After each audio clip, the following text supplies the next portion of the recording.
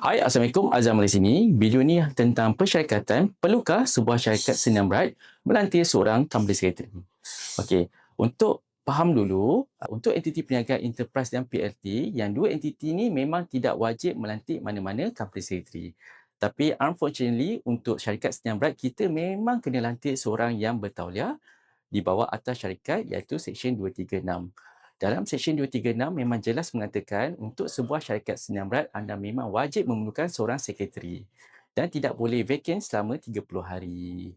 So, kalau nak daftar senyam sendirilah kan, dalam masa 30 hari masih kena lantik seorang sekretari.